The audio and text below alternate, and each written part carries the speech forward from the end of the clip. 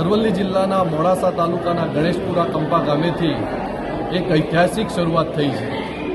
ગણેશપુરા કંપો અને આસપાસના 7 કંપાના કચ્છી પાટીદાર સમાજના ભાઈઓ અને બહેનો 200થી વધુ લોકો આજે કોંગ્રેસ પક્ષમાં જોડાયા છે.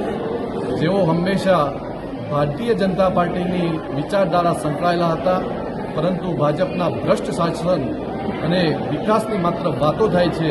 ખેડૂતોના પ્રશ્નો હોય કે શિક્ષિત બેરોજગારોના પ્રશ્નોનો ક્યારેય નિકાલ થતો નથી.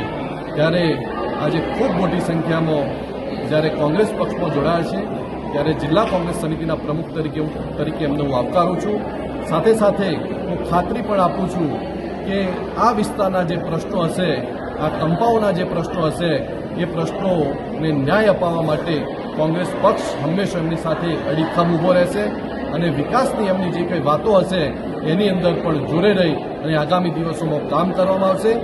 જે કંપા સહિતના જે તમામ આગેવાનો અને ખૂબ મોટી સંખ્યામાં જ્યારે બહેનો પણ જોડાયા છે કોંગ્રેસ પક્ષમાં, ત્યારે હું દિલથી ફરીથી એમને આવકારું છું અને અભિનંદન પણ પાઠવું છું.